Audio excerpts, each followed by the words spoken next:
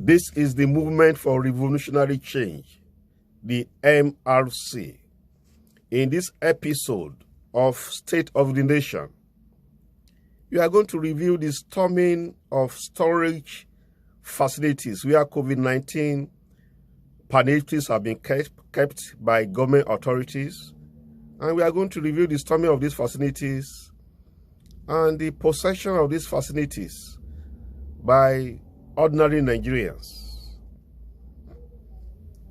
We have been looking at videos, we have been seeing videos, pictures of Nigerians storming these facilities across the nations, from Osogbo to Calabar, from Calabar to Jos, from Jos to Lagos. We see Nigerians going to these facilities and helping themselves from these COVID-19 palliatives that government authorities across Nigerians have kept secretly and have refused to share for the people. We are going to review this and what are the lessons we can learn. The first lesson we can learn is that if Nigeria's resources are well managed and equitably shared, that's enough to go around. In the videos and photos that we have seen in the social media, we see high volume, high quantity of foodstuffs. And this has been kept, in some cases for weeks, for months, kept secretly, not shared to Nigerians. And we saw people carrying these foodstuffs, and they have enough to take home. So if our national resources, if our national revenue is shared equitably, there's enough to go around. But as long as we operate a system where you find 109 senators and 360 honorable members, in reality, these honorable members of the Federal House of Representatives sharing about 25% of the national resources, there's no way there could be justice in the land. There's no way there could be equity in the land. The second thing that occurred to me as I saw those pictures is that there is wickedness in Nigerians' governance. Our rulers are wicked. Most of our rulers are evil. Because how do we explain a situation where palliatives that were meant for COVID-19, of course we know COVID-19 is dying down, palliatives that were gathered in the name of the people, palliatives that you gather from philanthropists, you gathered in the name of the ordinary citizens, in the name of the hungry, in the name of the poor, in the name of the widow. You gathered them and you kept them. And these are foodstuffs that have a life shelf. You can't keep them forever. You do not care. Your conscience does not prick you. I'm talking to our leaders, the political leaders. And they kept these things. They store these things. So you have wicked leaders in this country. We have leaders that do not have any conscience. They don't have any pity on the people. And we as a people must form and work together under an alternative agenda to dislodge them from governance. And that is the platform that the MRC provides. The number three thing that occurs to me as I look at those pictures is that there's a lot of inefficiency in governance.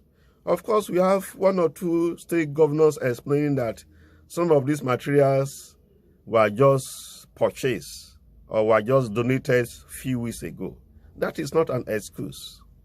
Even in the midst of the NSAS protests, nothing stops you from distributing these palliatives. A lot of Nigerians die of hunger every day.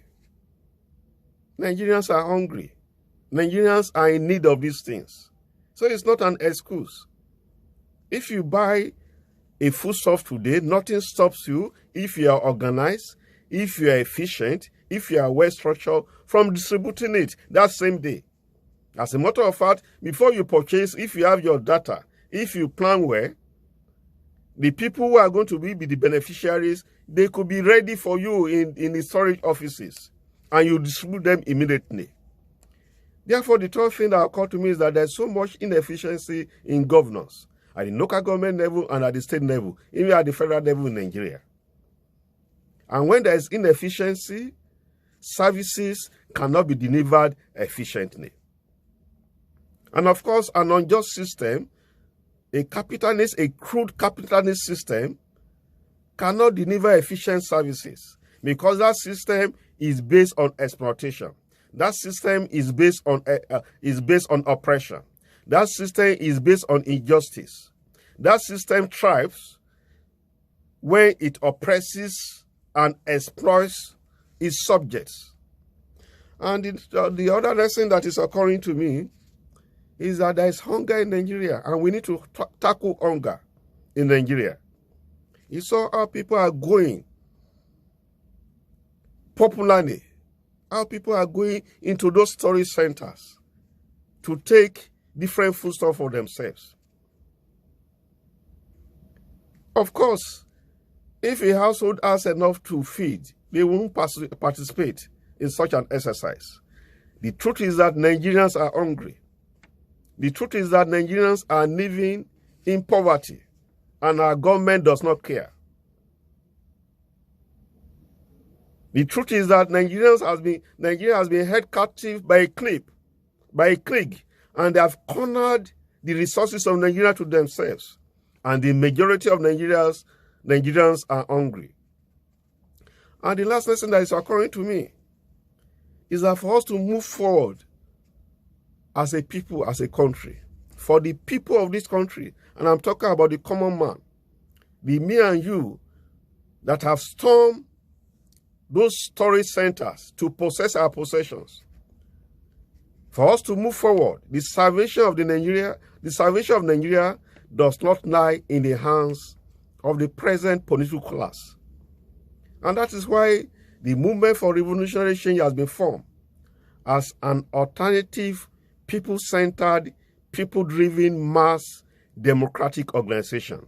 I invite you to join the MRC. For you to join the MRC, there is no application fee. Just send a message, join. Send a join message to this WhatsApp number. The number to send it to is +234 8035 897435. The number again is +234 8035 897435. You can also go to Telegram and search for MRC Niger on Telegram. And as you join, we shall debate the way forward together. We shall discuss the solutions to the Nigerian problem. And together, we shall work together to strengthen the MRC as a political movement that in the future transform to a political party to wrest power from the hands of the political class that has held Nigerian captive. By working together is possible. The Nigeria of our dreams shall surely come to manifestation as we work together in unity, in confidence. We will take back Nigeria and we shall reshape the destiny of Nigeria.